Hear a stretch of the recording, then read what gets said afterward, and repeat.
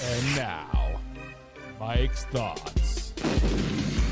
Dallas Cowboys running back Tony Pollard is unlikely to get to a long-term deal before the 4 p.m. East Coast, 2 hours from now, franchise tag, deadline, extension, whatever you want to call it. Tony Pollard is one of 3 running backs that received the franchise tag this season. It was obviously Tony Pollard, Josh Jacobs, and Saquon Barkley. The difference between those other 2 guys is that Tony Pollard actually did sign his franchise tag. So he will get paid $10.09 million this season, whether he gets to a long-term deal or not. So many people are out there saying, oh, he needs to get a long-term deal now. He needs to do this, this, this, and this, and this. Pause, hold the brakes, especially you Dallas Cowboys fans. You guys just let Zeke go because you did sign him to a big, lucrative deal. You signed him to a deal that has been unmatched by anybody else in the NFL. What did that get you? That got you a subpar performance from Zeke Elliott the following seasons. Tony Pollard did have a record-setting season last year. He had, a career-high season last year with 1,000 yards rushing. Yes, I do think Tony Pollard is a good running back. Yes, I do think he can lead the Dallas Cowboys to the playoffs or assist in that pursuit of a Super Bowl. But Tony Pollard has to prove it this season. There's a reason why players get franchise tagged. It is because the owners, the general managers, the coaches want you to prove it to me the following season. I want to see if you live up to your career stats from the previous season. I want to see if you can get 1,000 yards again. I want to see if you can score 20-some touchdowns again. Prove it to me. That is a point of the franchise tag. Josh Jacobs, Saquon Barkley, take note. It is time for you guys to prove it. Tony Pollard is going to prove it this season. Josh Jacobs and Saquon Barkley, you guys need to prove it as well. So to sign the franchise tag, get your $10 million. That's no chump change by any means. And then, after you prove it, after you show me that you are the man, the myth, the legend, then, and only then, will I pay you. Cue that intro. There we go. Are you ready for the best damn radio show on the planet? Man Hour Nation, rise up.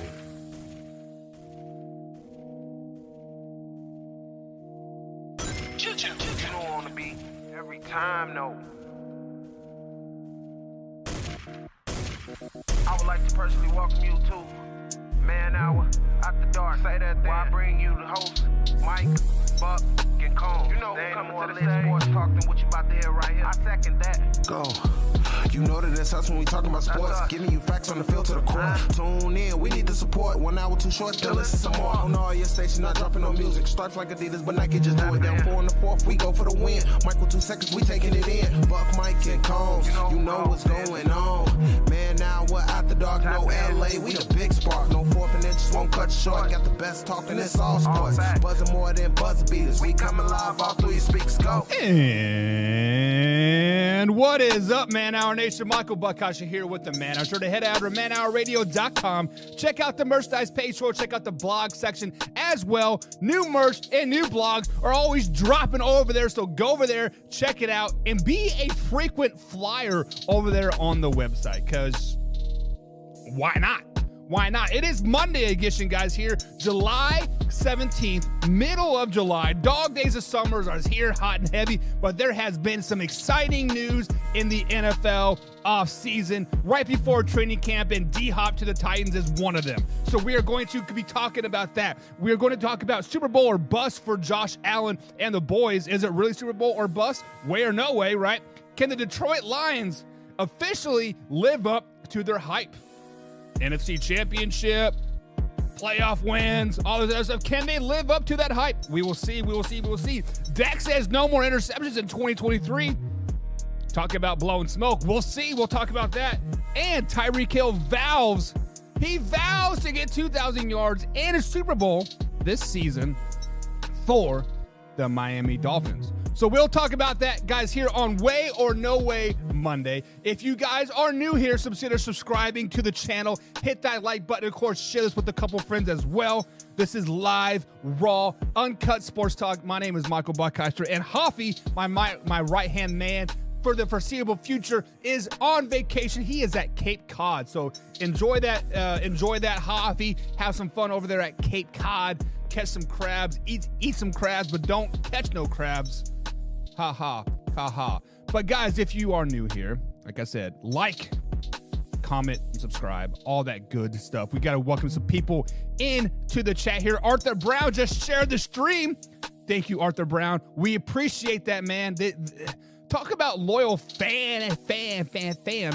Arthur Brown is it. One of the most loyal fans that we have out there, hands down. We got my man Alpha Rob in the chat as well. What is up, Alpha Rob? Long time no see.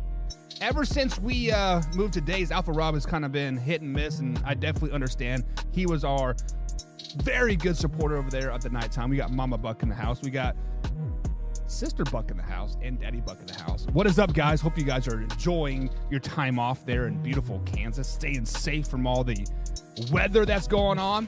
But it is time, guys. It is time to get into a little Way or No Way Monday edition, July 17th, 2023.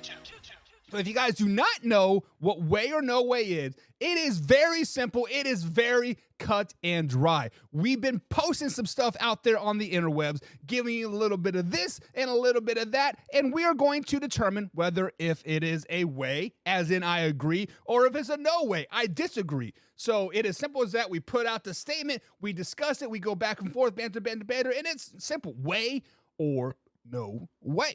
So let's get into it. But first, guys, haters make us famous. So if you guys are a hater, go ahead and jump in the chat there. Those are those haters' tears, I should say. Lovely. I love those haters' tears. Great to wet the whistle in the middle of the afternoon. And that ice is cold. But the title subject of today's show, DeAndre Hopkins has officially chosen his team. He has had the opportunity to say, I want to go to Tennessee and I want to win a championship with the Tennessee Titans. Of course, 22 years, $28 million guaranteed is a little incentive to come back with the possibility of making $32 million with incentives and all that good stuff. So guys, we have to ask the question here. Way or no way does DeAndre Hopkins make the Tennessee Titans a playoff team? Guys, the Tennessee Titans are a team that you don't know what you are going to get at the end of the day, right? A couple years ago, when Derrick Henry got those 2,000 yards, they were Super Bowl favorites, right? And they were going to win it all. They're going to run everybody down their throat, and then they lost like 3, 4, 5, 6 games in a row, and they snuck into the playoffs in a first-round exit to the Kansas City Chiefs. Like, whoa, what happened? The following season, Derrick Henry misses like 6 games the whole second half of the season. The Tennessee Titans go on this tear. Ryan Tannehill is throwing for 300, 400 yards a game, flighting it up, doing this, doing that, and then they get the playoffs. They shut the bed again. Last season, they obviously missed the playoffs, right? They had to win the final game of the season. Of course, I guess you could say the Jacksonville Jaguars came out of nowhere, right? But, I mean, if you're a Jaguars fan, you've been predicting this for 3 years, right? Trevor Lawrence is our guy. But, guys, right now, previously, before the DHOP acquisition, I had the Tennessee Titans as a second, third place team in the AFC South. I don't remember for sure where I had them, but I had them outside of the playoffs. I think I had the Colts winning the division, and the Jaguars and the Titans kind of battling for that second, third place there. So the addition of DHOP, off the top of my head, without really diving in and breaking down the schedule like we'll do in August in a couple weeks here when we revisit all those game picks, we have to understand that DeAndre Hopkins is 30-plus years old. We do have to understand that DeAndre Hopkins had 717 yards last season in 9 games. Not too shabby. The previous year in 10 games, 572 yards. What? In his first year at Arizona, he had 1,400 yards. So obviously he's going, pew, right? Even with PEDs, he only gets 100 extra yards in a season. So I'm going to go with no way. No way off the top of my head without re-breaking down the schedule and, go to the Colts, Jaguars, and Texans all over again like we'll do in August.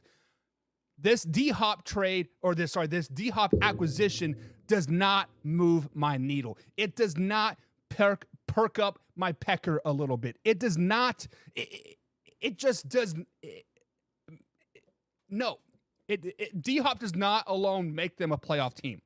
They need help around the league to make them a playoff team. D-Hop does add a little bit of depth at the receiver core, right? They had no number one receiver. They cut Robert Woods, Mr. 500 yards, like himself, earlier this off season. So no way D-Hop alone makes them a playoff bound team. Now, when we break it down again in August, that could be a totally opposite, right? Because we're going to have to re-break down the Colts and the Jaguars and the Texans and the Chiefs and the Broncos and all these. There's been lots of moves in the NFL and OTAs and preseason. So maybe, just maybe it does, but right now on the surface, I got to go with no way. No way does it happen. Now, Javier's in the chat. We're getting ready to talk about Josh Allen, and that's a perfect segue, Javier. Javier says Josh Allen will be an underdog in 2023. Javier. We got to ask this question. Is it Super Bowl or bust for Josh Allen and company in 2023? So way or no way does Josh Allen and company, the Buffalo Bills as a whole, have to make the Super Bowl in 2023 for the nucleus, for the core to stay together in 2024? When we look at the Buffalo Bills, guys, they are a team that has won 3 straight AFC East championships. They have made the playoffs 3 straight years and shit the bed 3 straight seasons. Yes, they've made a little bit noise in the regular season. 13 wins, 12 wins, right? They're a very good regular season team. Much like Aaron Rodgers, a really good regular season quarterback. But you get to the playoffs, and there's like, hey, what happened here, right? As of right now, the Buffalo Bills have just a 10% chance to make the Super Bowl per Vegas, per DebtStamp.app. Now, so far this offseason, they have signed Sean McDermott and their GM, Brandon Beane, to an extension through 2027. 2023 is the first year that Josh Allen will get his big pay increase through his contract extension that he got in 2021. So he's scheduled to make about $40 million this season. So way or no way is a Super Bowl or bust for the Josh Allen and the boys? This is a way. This is 100% way. Why? Because Arthur Brown said it best. There's already drama in Buffalo. Stephon Diggs said, hey, do you see all that confetti? Do you see me open? Throw me the damn ball. Tony says it's Super Bowl or bust. Guys, this is 100% way. It is 100% way that it is Super Bowl or bust. Because if the Buffalo Bills do not make the Super Bowl this season, Sean McDermott and Brandon Beane have been signed through the 2027 NFL season. There is going to be some type of move. Whether it be Josh Allen or Sean McDermott, who do you want to move? Right?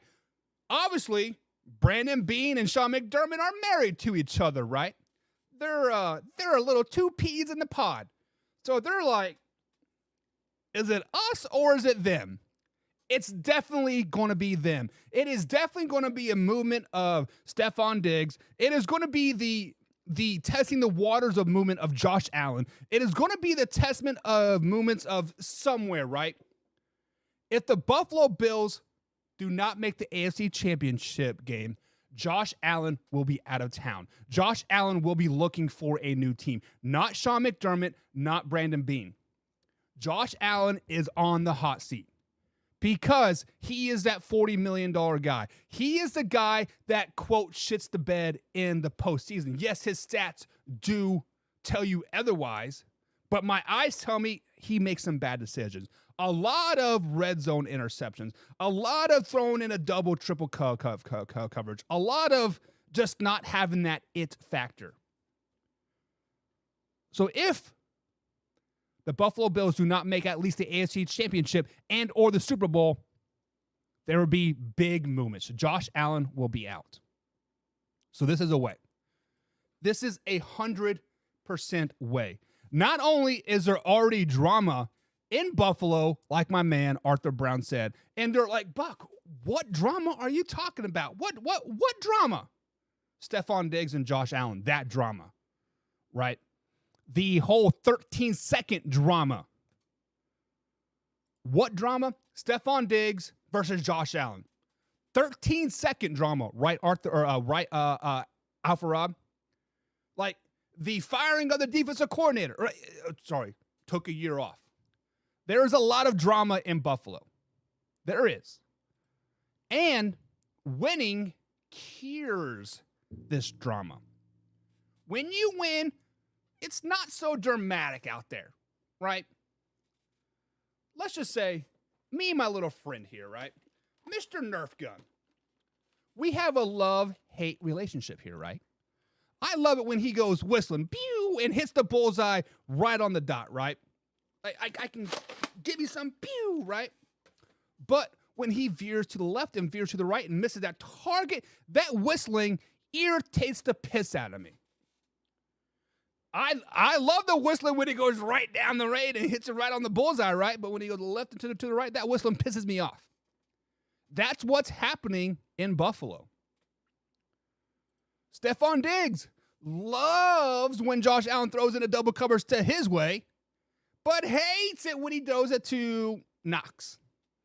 Hates it when he throws it to the running back, forget his name. He doesn't like it when it's somebody else, but when it's thrown to him, oh, I love it, baby. I love it. Right? When Leslie Frazier gives up a 13-second drive to the Kansas City Chiefs to win the game or to lose the game, that is terrible. But when I do it, shit happens when you party naked. There is a lot of drama in Buffalo, and whether you like it or not, it is what it is. Moving on. Dak Prescott and the Dallas Cowboys. Talk about drama. Talk about hype. The Dallas Cowboys.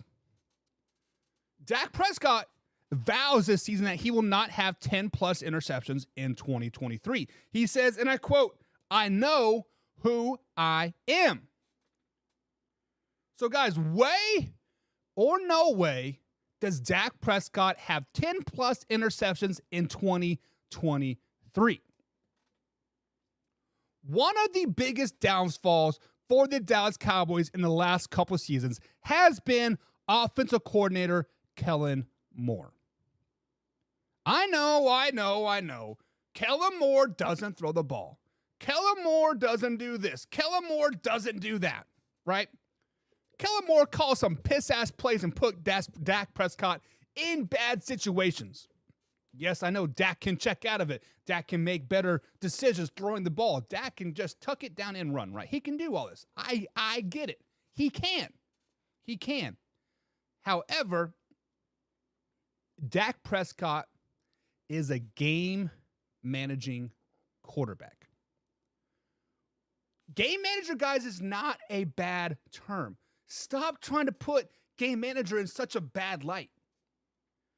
Alex Smith, a game manager. Tom Brady, a game manager, right? Jimmy G, a game manager. Derek Carr, a game manager. All those quarterbacks that I had her name are really, really good quarterbacks. But they don't get all of this necessary hype because, they're not throwing and winging the ball for 400 yards a game. They're not doing this. They're not doing that. Well, when Dak Prescott did that, the Cowboys lost a lot of games. When Dak Prescott says, I know who I am, Dak Prescott knows he is a game manager. Dak Prescott knows he has a defense that can win him a championship. All he has to do is protect the ball and not suck. So with that being said, does Dak Prescott throw over 10-plus touchdowns this season, way or no way? I'm going to go with no way. Dak Prescott will not throw double-digit interceptions this season. Dak Prescott does know who he is. Mike McCarthy does know who he is. Right? They have two running backs in the backfield that they are going to use and abuse this season. Yes, I know that's not Mike McCarthy's MO, right? Mike McCarthy's MO is to throw the ball all over the field and make love. Use and abuse Tony Pollard. Use and abuse Mr. Deuce. The deuce is loose. Let him out, baby. Let him run. Now, you do have CeeDee Lamb still, right? You do have Brandon Cooks. All very possessive receivers, right? They're going to get in there, they're going to block the guys out, and they're going to catch the damn ball. Dak Prescott will be great this season. Dak Prescott will lead the he will lead the Cowboys to the NFC Championship game. He will not wow you with his stats this season. He will not wow you with the comeback victories. He will not wow you with 500-yard passing games, 4 touchdown passing games. He will not do that. He will be a Kirk Cousins-esque type of player. 250 yards, maybe a couple touchdowns there. Hand the ball off to Tony Pollard. Let him eat. Bada bing, bada boom. We're a 13-win team. What? Where'd the Cowboys come from? Where have they been all season? Flying under the radar, just like the type of quarterback that Dak Prescott is. Fly under the radar. Manage the game. Bada bing, bada boom. NFC Championship game. Arthur Brown says, way. He says, way, Dak will throw over 10 touchdowns. 10 interceptions. Last season, Dak had 15 interceptions. A lot of bad choices by Dak last season, but also a lot of bad play calling, i.e. the Miami game, i.e. the what was that other game that he threw 3 interceptions? Was it the Eagles game? No, it wasn't the Eagles game. He got hurt during the Eagles game.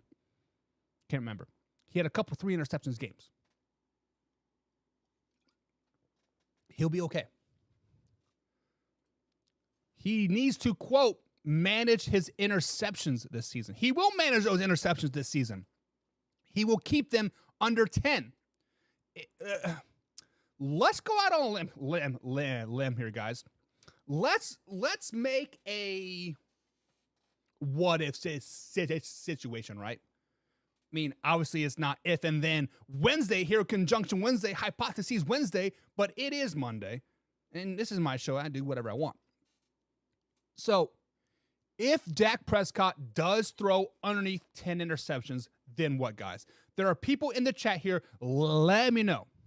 Let me know if Dak Prescott does throw under 10 interceptions in 2023, then what? Are the Cowboys NFC East champions? Do they win a divisional game? Do they go to the NFC Championship? Are they a Super Bowl bound team? If he can throw underneath 10 interceptions, guys, let me know in the chat. Now, if he throws over 10 interceptions, 11, 12, 13, 14, 25, then what? I'm going to answer those questions for you, but I'm curious of what you guys hear. Let me know in the chat. If Dak Prescott does throw underneath 10 interceptions this season, the Cowboys are an NFC championship-bound team. They are going to win 12, 13 games. They are going to win the East. They're going to win the NFC. They're going to go to the Super Bowl. Now, if it is 10 plus, 11, 12, 13, 14, they are still a playoff-bound team. They're not going to go to the Super Bowl. They're not even going to go to the NFC Championship game. They might win a divisional game, and that's about it. Now, 15 plus. 15 plus, they are a second-place team in the NFC East. They're still really, really good. They're still winning 10, 11, 12 games, right? But they're not winning any playoff games. So 10 under Super Bowl team.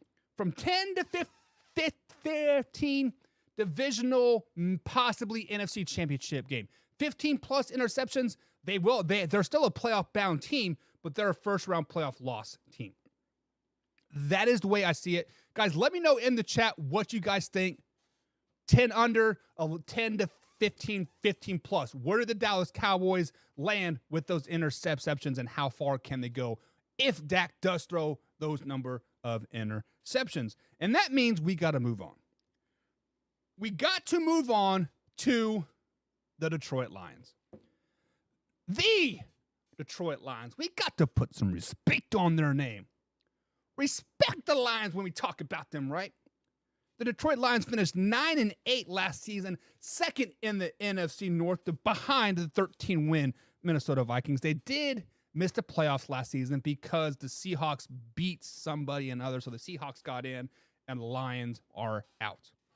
But regardless, they ended out the season on a very, very high note. They won like 7 of 8 games. They were tearing through the NFL. The hype was living up in Detroit, and 2023 is here, and they say it is Super Bowl or bust for the Detroit Lions. So, guys, way or no way can the Detroit Lions live up to the hype in 2023?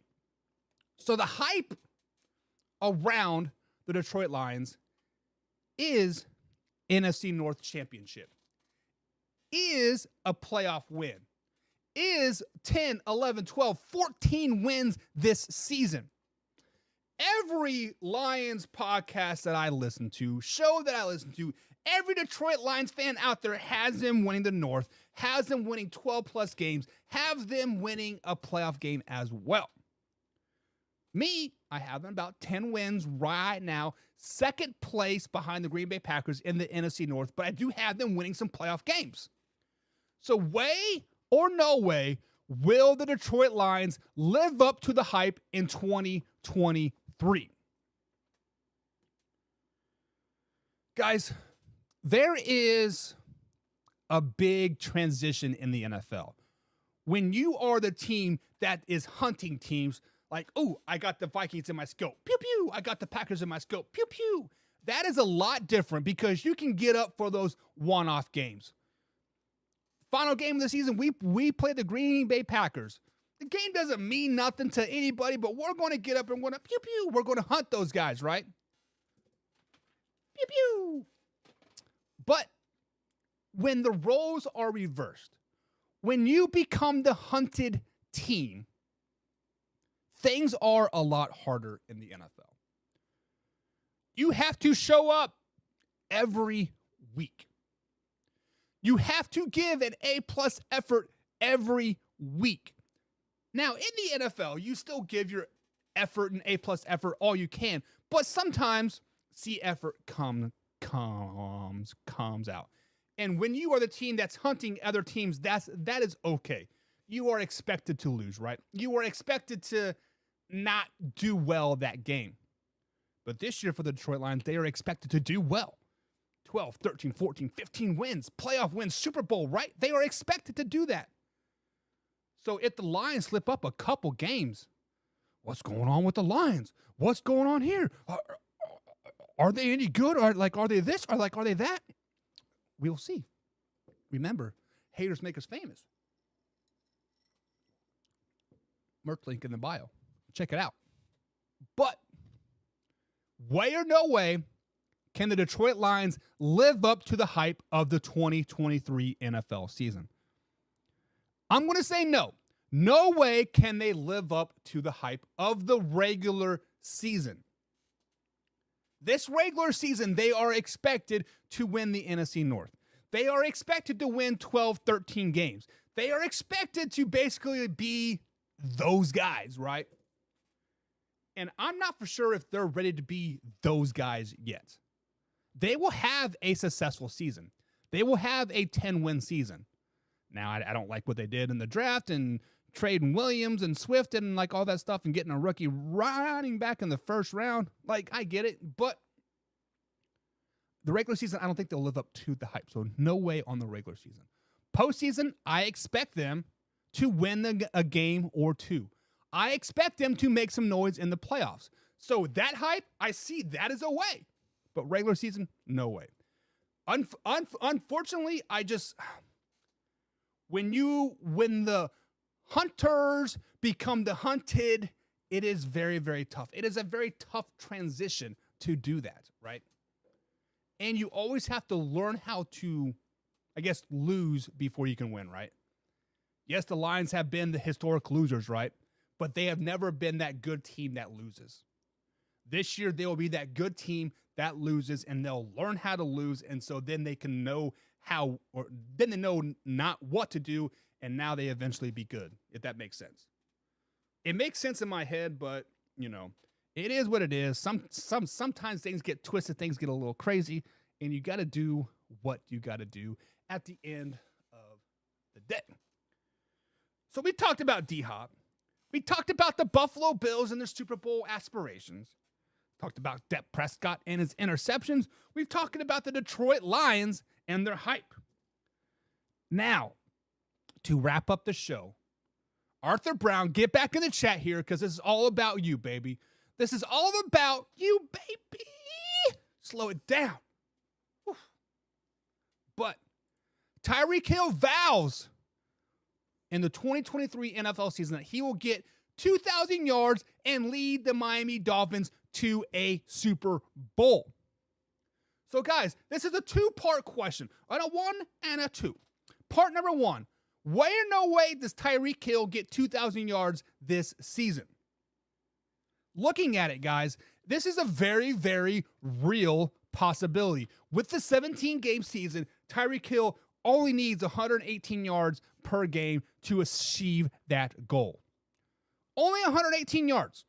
Yes, that sounds like a lot, right? But realistically for him, one big play here, two big plays here, bada bing, bada boom, you are north of 100 yards. Last season, he had 1,700 yards when Tua missed 4+ games. His starting quarterback wasn't there for 4+ games. Yes, he still got the ball. I understand. But you have to realize transitioning from a backup to a third string to a fourth string quarterback in 4 or 5 games is very, very tough for any receiver, especially a first-year receiver and a receiver in a brand new offense in his first year there. It is tough. He still managed 1,700 yards on just 119 catches. Now, Cooper Kupp in 2021, right? He was about 50 yards from the 2,000 mark. On that season, he had 145 catches for an average of 13.4 yards per catch with 16 touchdowns. So 30 more catches than Tyreek Hill last season, and really only got 200 more yards here. So let's say Tyreek Hill catches another 10 to 15 balls. Does that give him 300 extra yards? Tua playing a full 17-game season. Does that give him an extra 300 yards? Guys, this is a way.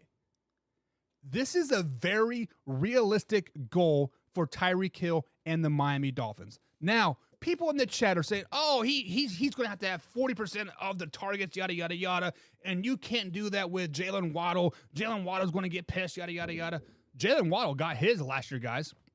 Tyreek Hill had 119 catches. Jalen Waddle had 75 catches for 1,356 yards. how much of his does he want, right? Winning cures all negativity.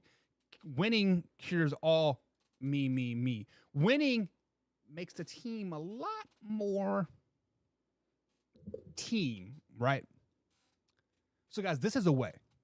Tyreek Hill has a very, very real chance of getting to the 2,000-yard mark. Tyreek Hill has a very, very real chance of breaking all types of NFL records this season. Tyreek Hill will break the 2,000 mark this season.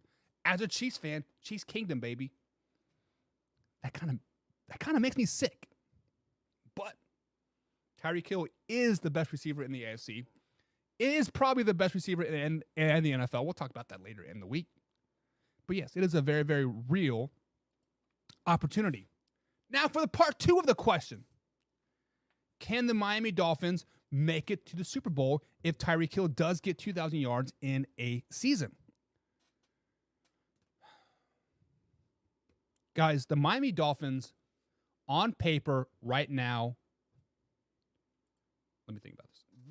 On paper, the Miami Dolphins are the best team on paper right now. They have the best defense. They have one of the most prolific offenses. Their weakest link right now is their quarterback, right? We don't know if Tua can play a full 17-game season. But obviously, we don't wish injury. We don't predict injury on anybody. That is not what we do here on Man Hour. And if anybody in the chat ever does that, we kick them out ASAP. This is live, raw, and uncut sports talk, and I'm going to uncut that out real quick, right? But on paper, it doesn't really translate to the field 9 times out of 10, right? Look at the Dallas Cowboys, i.e. the Dallas Cowboys. Best NFC team on paper, hands down. First round playoff exit year after year after year, right? The issue with the Miami Dolphins this season is not their team that they have built. Their issue is that they're in the AFC. That is their issue. Let's look at the AFC East alone, right? The AFC East alone, they do have the Buffalo Bills. I do think they will take a step back this season. They'll only be a 9-win team, but they're still very, very competitive. They're still a playoff-bound team. If they make the playoffs, they can make some noise. New England Patriots, do not sleep on them. They are a solid core team. Coached by the best of them. They got Mac Jones. They got Juju. They got an offensive coordinator now. Look out for them. And as much as I've been shitting on the Jets all off season, they still got a good team. Guys, legitimately, anybody from the AFC East can make it to the Super Bowl if they just sneak into the playoffs. That's the issue. Issue number 2, rest of the AFC. You got the Bengals. You got the Kansas City Chiefs. You got the Jacksonville Jaguars. You got the Indianapolis Colts. Yeah, hell, you put the Ravens up there. You got the Ravens. Guys, legitimately, there are 10 to 12 teams in the AFC that can make noise in the playoffs, that if they get hot at the right time, they can make a playoff run. That is the problem with the Miami Dolphins right now. It is not that they don't have a good team. It is not that they can't make a playoff. It's just that everybody else in the AFC can. So I'm going to go with no way. No way do the Miami Dolphins make the Super Bowl this season. I just don't think they are ready. So this just came into my head. Let's talk about the teams in the AFC that can make a legitimate Super Bowl run. Right? There are many, many teams out there. Let's start in the East. Every team in the East can legitimately make a Super Bowl run. They get hot at the right time, make the playoffs, bada bing, bada boom. The next thing you you have the Patriots in the Super Bowl again. There's 4 teams, right? Let's go to the South. I do love me some Colts, but I don't think they're quite there yet. Jaguars, if they get hot, if they stay hot, if they win some games, Super Bowl bound team. Titans, no. Texans, no. Right now we're sitting at 5 teams. Let's transfer over to the AFC West. Chiefs, obviously, right? There's 6. Bada bing, bada boom.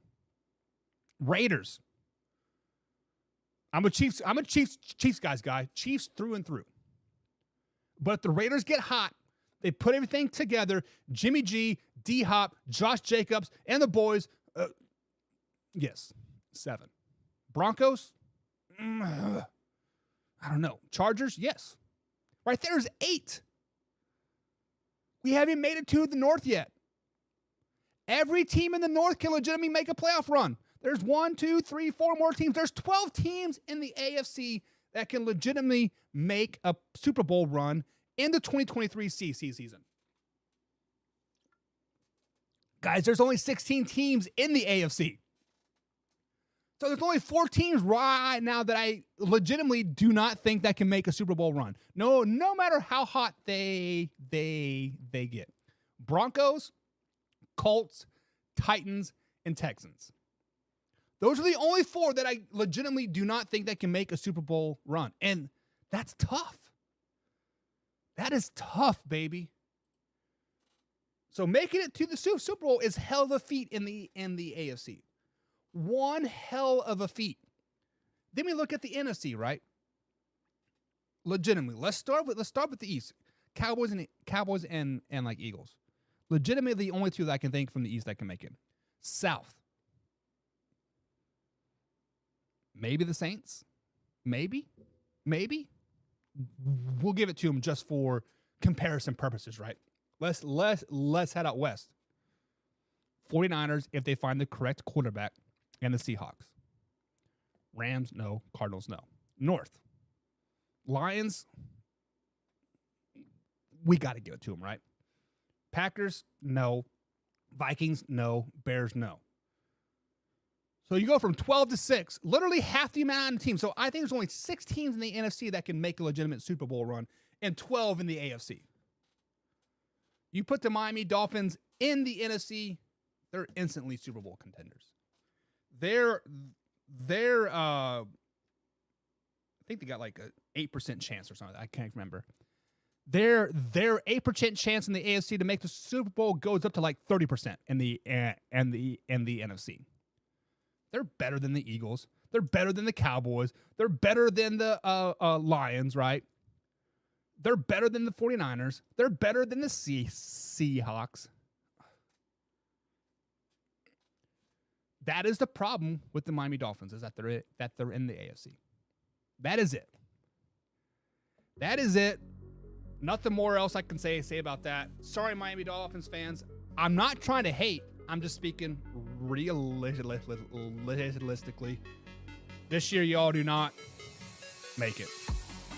But guys, this has been Man Hour NFL Talk, live, raw, uncut sports talk. Hoffy is gone for the week. He'll be back next week. Training camp starts next week.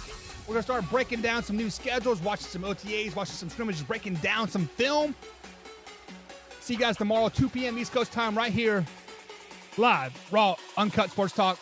See you tomorrow.